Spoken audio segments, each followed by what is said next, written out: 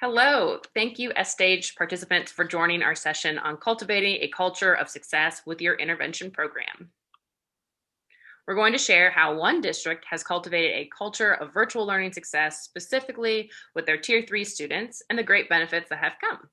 My name is Jordan Ayers, a Classworks Curriculum and Instruction Specialist, and alongside me today is Kasha Adelier, Data and Compliance Coordinator of Instructional Support Services at Georgia Cyber Academy. Kasha, will you tell us about yourself and GCA? Hey everyone, my name is Kasha Delier, and this is my 11th year in education. I've taught kindergarten, first, fourth, and fifth grade. I have also served as an elementary school assistant principal. I came to Georgia Cyber Academy last year as a fourth grade gifted science teacher. This year, I moved over to the district office as the data and compliance coordinator for instructional support services. Georgia Cyber Academy is the largest virtual charter school district in the state of Georgia. We have approximately 12,000 students. At present, our population encompasses students from every county and school district in the state. We do operate a school-wide Title I educational program. Our instruction is based on the Georgia Standards of Excellence. Our students do take Georgia milestones at the end of each year, just like a brick and mortar public school. Our district goal is for students to build a firm academic foundation from which they can move forward to the next grade level successfully or graduate to create a strong school community as well. Georgia Cyber Academy provides an interactive virtual learning environment designed to support individualized and differentiated student-centered educational experiences, serving students from kindergarten through 12th grade. Our department, specifically Instructional Support Services, is responsible for managing the response to intervention multi-tiered system of support program, which supports students in all tiers. We serve approximately 1,700 students in Tier 2 and Tier 3, kindergarten through 12th grade. Great. And the evidence is conclusive. Implementing a successful RTI program has a tremendous impact on student success, but effectively meeting the individual needs of all struggling students, especially in such a transitional school year, for most traditional schools is really important, right? And it can be a challenge. So let's discuss how Georgia Cyber Academy has effectively and successfully been supporting students for over 10 years. So let's first kind of focus on y'all's intervention plan. So what were your needs and challenges? So as a district, we've moved from a self-paced curriculum school model to a live class model that really resembles a brick and mortar school setting. We call them BAM schools. With that shift, we've been able to better identify instructional gaps for our students, and we needed a strategy for filling them. So the Instructional Support Services Department was born. Our RTI and TSS program is truly in its infancy. We're only in year 2 of implementing this model. We had 3 big challenges. The first was logistics. How do we physically provide students with services without a kidney table, pencils, and paper? How do we find the time, and how do we find the people? The second was finding an online virtual solution to provide targeted intervention instruction that would work from grades K to 12. Mm-hmm. And the third was data management. With such large numbers, about 1,700, like I said before, how do we manage all of this progress monitoring data and make instructional changes for students based on that data? Mm-hmm. What were your solutions? How were GCA's needs met? So we had to tackle logistics first. We decided to put intervention blocks into our student schedules once per week per content area for about 45 minutes each. Having that intervention time built into their schedules ensured that students could anticipate that time. It was consistent for them and consistent for us too. We hired intervention specialists to support students during that time to manage their interventions and to actually teach students in small groups to effectively close their instructional gaps. Once we had that structure in place, we needed to choose a virtual intervention program that really had the capacity of meeting all students' needs, K-12, that would work with the diagnostic data that we had from NWEA MAP. We chose Classworks as our primary Tier 3 intervention platform. And then to manage the progress monitoring data for over 1,700 students, we hired a data and compliance coordinator to manage a weekly tracker showing all available student data that would allow the team to make instructional decisions for students. We needed someone who could answer, is this student on track? Does he or she need to level up? Is he or she at risk and requires another intervention or another level of support? This is the role that I currently serve in. Mm-hmm. Excellent. And those are really thoughtful and actionable solutions, right? And so some background on ClassWorks, it kind of comes into play in both of those solutions, right? For instructional needs and data tracking. So ClassWorks is a comprehensive online intervention solution, and we partner with your assessment. So in the case of GCAs, it's NWEA, right? But we also partner with Ames Web, Renaissance Star, et cetera. And we also have our own ClassWorks assessment if you are in need of that. And then we use that assessment data to create individualized learning paths to meet each and every one of your students' individual needs. And these learning paths are constructed as a learning progression, focusing on every student's largest skill gap first. And then students then master those skills and move on to more complex standards and skills, closing those learning gaps quickly and effectively. It can also be used as an enrichment product too, ensuring that your high flyers are challenged, because that can also be, something that is a need, right? So, and learning progressions are designed so students get the most out of their learning. They're composed of instructional units that begin with direct instruction, focusing on that one skill or standard that's been identified. And then students interact with that content to apply their knowledge with games and activities. And these activities allow students to engage in different ways to get a well-rounded understanding of that standard. And then finally, they have a mastery check, right? And this is a quick quiz to ensure that students are ready to move on to that next unit confidently. All right, so kind of like thinking through the logistics a bit more. If a district has an intervention program or is looking for one, determining when and where intervention support happens is key, as you mentioned. So this is a problem we're regularly hearing this year. It's been a true challenge to schedule and create structure for RTI and intervention. So what are some of your suggestions? So we organized our RTI MTSS program just as you would in a traditional school. We identified students that needed support through several key indicators, including MAP, screeners, and teacher recommendations. Once we determined the number of students that needed support, then we decided on the model that worked best. You could choose an extended learning time, a pull-out model, or a push-in model. We chose pull-out and built our intervention specialist schedules based on that. Our intervention specialists serve mixed grade level groups at times based on gaps in students' daily schedules. When you're using a platform like ClassWorks, you can think beyond the constraints of grade level since it's so student focused and individualized. And what would you say the most important practices are to keep in place? So you have to ensure that there's no delay in serving students. So even if you're moving from an in-class setting to a virtual class setting, you just have to adjust and make changes along the way. Instruction, progress monitoring, and intervening, it cannot stop. It may look different in August than it will in February, but that's okay. Your instructional cycles have to continue. You want to ensure the validity of your data as well. That's hard to do in a virtual environment, but you can ensure that it's valid by making sure students are on camera during your intervention time and during progress monitoring. And then remember, flexibility never goes out of style. Good teaching is good teaching regardless of the environment. If there is a pencil paper intervention or strategy that you know works best, then you still do that, even if you're in a virtual setting. Mm-hmm. It's really great advice. So one thing we've heard from customers is how thankful they are for students and teachers to be able to always access ClassWorks wherever there's internet and a device, even smartphones. So our universal screener, progress monitoring, and instruction is always automatically available to students, so intervention can stay consistent, as Kasha mentioned. So a huge consideration to keep in mind, especially when you're virtual and not everyone's in the same room, is that everyone's very clear on what their role is in student success. So teachers and intervention specialists are the boots on the ground, the ones closest to student success. They model, monitor student progress, and motivate students through goal setting and celebration. We should model for students that their role is to take ownership over their learning. And we call our parents learning coaches. They serve to model and motivate as well. On the administrator side, we support our teachers and our families. Excellent.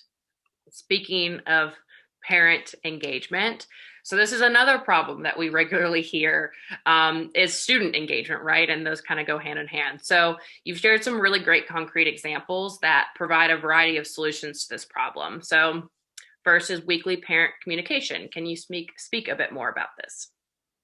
Absolutely. So our school level teams, elementary, middle, and high school, they send a weekly email or make a weekly phone call to students who haven't met their required expectations in our intervention classes. For us, that's really time on task, and then the number of lessons or activities that we're asking them to complete each week. We maintain a weekly tracker to kind of track that student engagement, so parents are regularly informed if their student is making progress or not.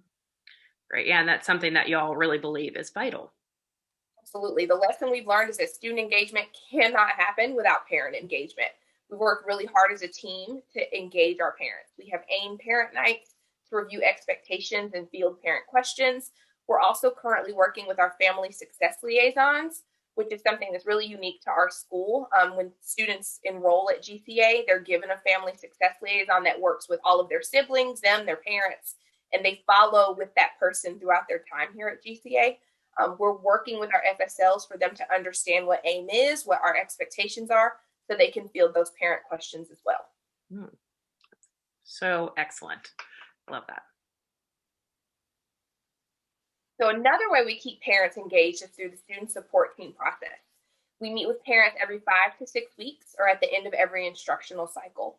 Classwork data is shared with parents of our students receiving Tier 3 support during these SST meetings. Our intervention specialists go through the student's ILP with parents.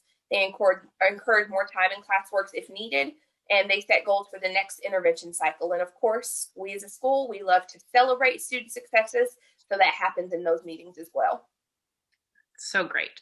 Yeah, and with Classworks, educators and students have the ability to share the My Scores page, which will continually track successes and usage in the program. And students earn rewards for their time on task and high mastery. So, and there's also even an option for teachers to share observational notes to support personal daily goals or virtual PBIS, so everyone can stay on the same page throughout this whole process. So another solution that we use at GCA for student engagement is our data chats. Our middle school students participate in bi-weekly data chats with their AIM teachers. In these data chats, expectations are reviewed and discussed. They're actually looking at their data. They're looking at the hardcore numbers. Teachers work with students to develop short-term goals to be discussed during their next data chat. Our teachers really focus on time spent and their current instructional level in all of the platforms that our students use. These conversations are documented by teachers and they're visible to the team. So a teacher that might have that student in another content area is also aware of what the data chat was in the content area that they don't teach. We also dive deeper with our AIM huddles. So our teachers participate in a bi-weekly solution seeking session that we call an AIM huddle. It's very much like a football team kind of mentality. We discuss the best instructional practices, and teacher leaders share their most powerful engagement strategies, kind of in a whole group share out slam 2 to 3 minute kind of platform. So you get a lot of good ideas there. Our teachers also regularly have class celebrations, especially in our elementary school. We celebrate. You'll hear different types of cheers and salutes when students are meeting their weekly time on task, when they've made progression towards a sight word goal or a goal that they've set for themselves. Very cool. So here's an example of our weekly letter to parents. So like I said, each week parents are notified about how much time students have spent on task and how many lessons or activities they've completed in class. And then you'll also see our sight word superheroes. That's a fun celebration strategy that was shared in a kindergarten through second grade AIM huddle. There's a heavy focus at that instructional level on sight word acquisition. They're given a specific list each week to practice. And this is Miss Hamaker's class. She celebrates with showing this slide each week. And if a student's name is there, they get cheers from their classmates. I've seen salutes and fireworks and cha-cha slides, all different types of things, but it's definitely the cutest thing I've ever witnessed in a classroom observation. I believe it for sure. Such fun and engaging ideas. Thanks for sharing. Absolutely. Yeah, so a few more that we use in class. Securely, cannot speak highly enough about it. I know not all schools have access to it, but we do. It's a security platform that we use in the classroom that allows teachers to see student screens. They use this to ensure students are where they're supposed to be on their computers when they're in class. It's easy for us because our computers are owned by the school, maybe a little more difficult in a bring your own device kind of environment, but you can also do a random pop in, hey, can I see your screen or can you share your screen with me? It's kind of a workaround there. Mhm. Our instructional model is meant to be very engaging for students. We start with a mini lesson that's focused on a grade level topic before breaking into small groups that are focused on specific instructional level topics. So one center would be one of our intervention platforms like Classworks. The other is where a student might meet with their teacher for their data chat. And then the other might be, a small group working on a specific skill. Hmm. This model was actually developed in an AIM huddle with a group of teachers. So everyone was able to give input there. Teacher engagement is also very important. And then our mini lessons. So our middle school intervention specialists take time during those AIM huddles to demonstrate what an effective mini lesson looks like, allowing our teachers to really pretend to be the students and ask the questions that may come up, and really giving them that experience of what their classroom should feel like. And we found that really gets students engaged when they know their teachers have done the same lesson that they have. Definitely. That's a really good point. And Classworks also mimics GCA's instructional model and emphasis on mini lessons. As I mentioned earlier, students' individualized learning paths are composed of instructional units to effectively close gaps, right? So, and our units are successful at that because of their structure. We ensure students have thoroughly exposure to one standard and skill by that direct instruction or via a mini lesson, right? So that way students are explicitly taught what they need to know and can use that knowledge to then play those educational games and activities before taking their formative assessment. So it all kind of reiterates that goal. All right, and so those were all really excellent opportunities for a variety of student engagement. Thanks so much for sharing all of those. And I just kind of want to recap what's one thing you've learned from providing virtual engagement and learning. So I think that students have to be clear on the expectation that you have. So especially in a virtual environment, you're not there to tap them on the shoulder. You're not there to move them to the front of the classroom. Those expectations need to be repeated consistently.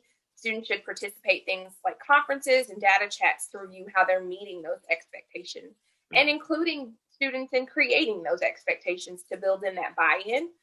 If they're not engaged, how can we differentiate for them? What can we do differently? What additional support do they need to be successful? Absolutely. It seems like as a district, you've really adapted and have been reflective on what's working and what's not.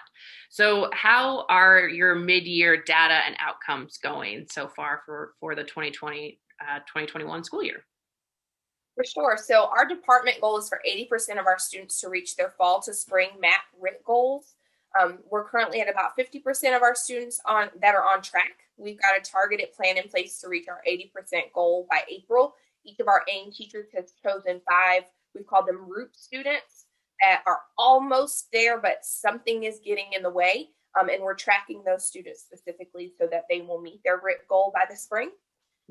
We're also focused really heavily on grade level placement and readiness.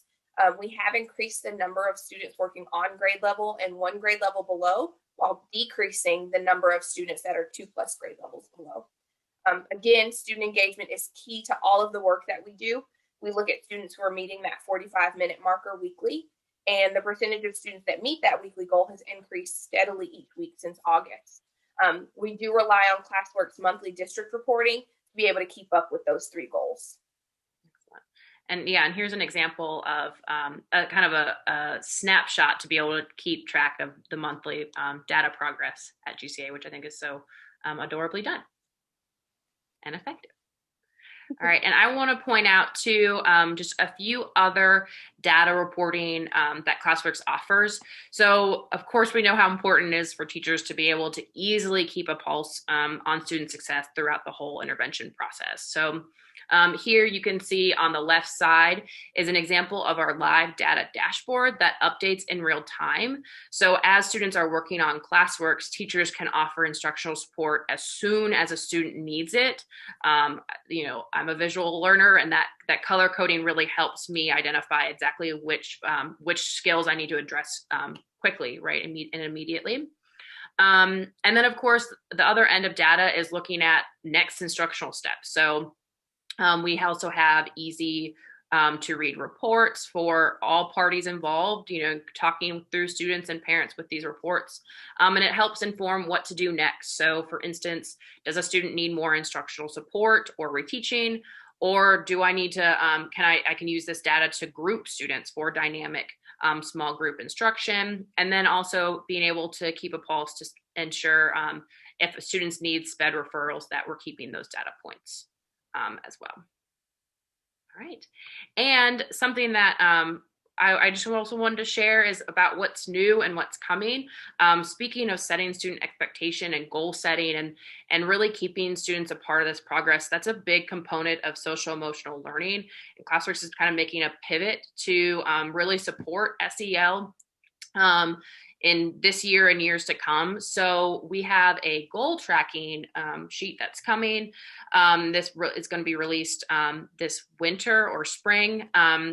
And it's student and teacher facing, where students can go in and create goals and teachers can assist. It could be a gradual release, and they're based on SMART goals. So students can really take ownership and be reflective about these goals, if they're attainable, and identify their confidence level. And then as students work to meet those goals, teachers can actually relay information back and provide thoughtful and meaningful feedback so that to help support students in that growth of that goal and see if they Love achieve that. it. Yeah, so we're really excited about that. And the other element that kind of goes hand in hand with this as well is this daily observational feature where students can and teachers can track daily small goals with students on the student observation feature, which is also student facing. And this is also great for PBIS because a lot of schools had to make that shift to virtual. So instead of having a piece of paper, all teachers can give input on academic and behavioral goals, which all populates on students' result page. So everyone, again, is a part of that conversation. And I think that's a big thing to success virtually. So well, I just want to say thank you all so much for participating. I really appreciate your time today, Kasha, and we really enjoy working alongside of you all at GCA, and you're definitely thought leaders in this virtual world. So thank you so much for sharing that insight. And thanks Thank to you, everyone else Jordan. who joined us. Thanks, guys.